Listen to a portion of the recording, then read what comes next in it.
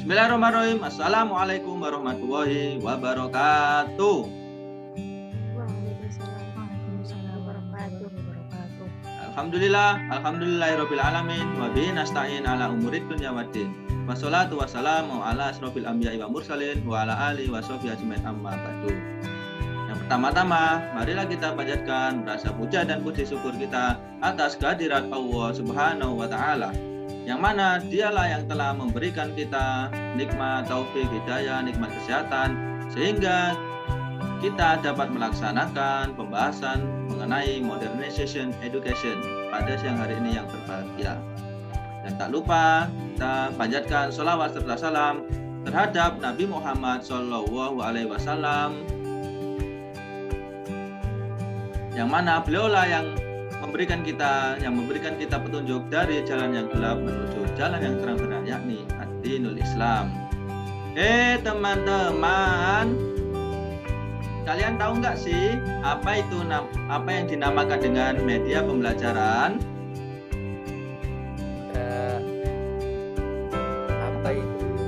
Jadi media pembelajaran adalah suatu media atau suatu hal yang digunakan oleh guru untuk menjelaskan pada muridnya, yaitu sebuah sarana yang digunakan oleh guru agar seorang murid dapat memahami pelajaran dengan mudah. Jadi media pembelajaran itu sebuah sarana agar seorang murid dapat memahami suatu pelajaran dengan mudah, dan juga sebagai agar seorang murid tidak merasa bosan karena hanya dengan cara-cara itu pembelajaran tersebut berlangsung.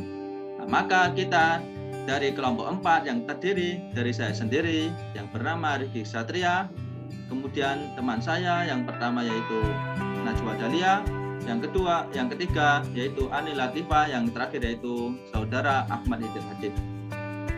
Pada kesempatan kali ini kami dari kelompok 4 akan menjelaskan mengenai modernization education yang terdiri atas 3 bagian. Yang pertama yaitu ELC, yaitu learning card, kartu pintar yang memuat berbagai macam pelajaran. Yang kedua yaitu ELG, e-learning games, yaitu platform belajar sambil bermain game. Yang terakhir yaitu ELS, yaitu a learning self direction, yaitu sebuah website yang menjelaskan mengenai pembelajaran, yang mana kita dapat mengakses semua pembelajaran di website tersebut. Maka dari itu, yang pertama yaitu ELC, yaitu e-learning card, yang akan dijelaskan oleh teman saya. Al-waktu iya. Dalam modernization education ini ada 3 komponen. Yang pertama yaitu ELC, e-learning card. Nah, seperti yang dijelaskan tadi, kartu ini adalah kartu pintar yang memuat berbagai macam pelajaran.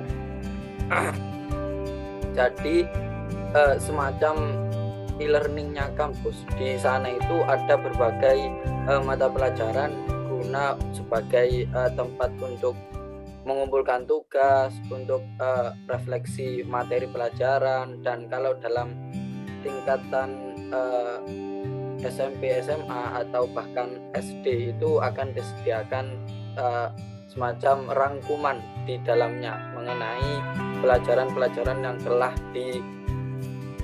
dipelajari di sekolahan. Nah, ini semua mata pelajaran itu ditampung, semua yang dipelajari siswa di sekolah, maka itu juga akan ditampilkan juga di e-learning card. Jadi bukan hanya ilmu umum, bukan hanya ilmu agama, tapi semuanya itu juga ada di sana. Yang mana ini untuk memudahkan para murid atau siswa untuk belajar secara intensif. Dia belajar tinggal baca saja tanpa harus membolak-balik buku sana sini, tapi ya tinggal klik. Nah, ini yang tentunya materi yang ada di e-learning card ini adalah ringkasan yang inti-intinya saja. Nah, inti-inti dari berbagai macam pelajaran itu ditampilkan di e-learning card. Nah, tujuannya untuk mempermudah murid dalam belajar lagi, atau bahasanya itu mutolaah. Terima kasih. Dan yang kedua yaitu ELG, e-learning games, yang mana dalam proses pembelajaran apabila berjalan secara monoton nanti pasti menyebabkan kebosanan terhadap peserta didik. Nah, metode ELG ini merupakan metode pembelajaran yang menggunakan permainan yang tentunya bertujuan untuk membantu mempermudahkan proses pembelajaran dan juga membuat pembelajaran itu menjadi lebih menarik. Dan tentunya metode ini dapat digunakan atau diterapkan di berbagai mata pelajaran seperti matematika, sejarah, fisika, maupun biologi. Nah, di sini saya akan memberikan contoh beberapa website yang dapat digunakan untuk penerapan games ini. Yang pertama ada EduCandy, yang mana di dalam website ini memiliki beragam permainan edukatif yang bisa diganti pertanyaannya maupun kosakatanya, dan juga tentunya bisa langsung digunakan. Yang kedua yaitu Wonderwall, yang mana di dalam website ini berisikan game edukasi yang berbasis kuis yang sangat menarik, dan tentunya guru di sini diajarkan untuk lebih kreatif lagi. Yang ketiga yaitu Marvel Budaya Nusantara, yang mana pada website ini merupakan karya anak bangsa yang bertujuan untuk mengenalkan budaya Nusantara. Dan yang keempat yaitu ada Quizizz, yang mana sering kita gunakan. Nah, pada Quizizz ini merupakan permainan kuis yang interaktif yang digunakan dalam pembelajaran di kelas. Kuis interaktif yang dibuat ini memiliki 4 pilihan jawaban, dan tentunya salah satu benar dan yang ketiganya yaitu yang salah. Cukup dari saya. Yang ketiga adalah e-learning self-directed. Yakni adalah e-learning yang dirancang untuk para pelajar yang memungkinkan untuk belajar secara mandiri.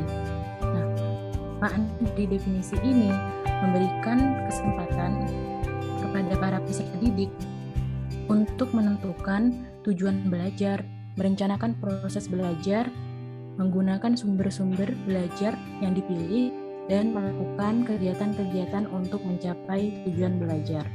Nah, untuk menanamkan jiwa self ini, guru dapat menggunakan metode problem based learning atau PBL. Nah, dengan model ini akan menciptakan situasi di mana peserta didik akan belajar untuk menyelesaikan tugas secara mandiri. Kegiatan optimalisasi e-learning self-directed ini dimulai melalui beberapa tahapan. Yang pertama adalah tahap persiapan, yakni dengan membuat akun, membuat materi belajar, dan bahan latihan berupa kuis. Yang kedua adalah tahap proses belajar yang dilakukan peserta didik melalui e-learning yang bisa dilakukan kapanpun dan dimanapun. Yang ketiga adalah tahap evaluasi.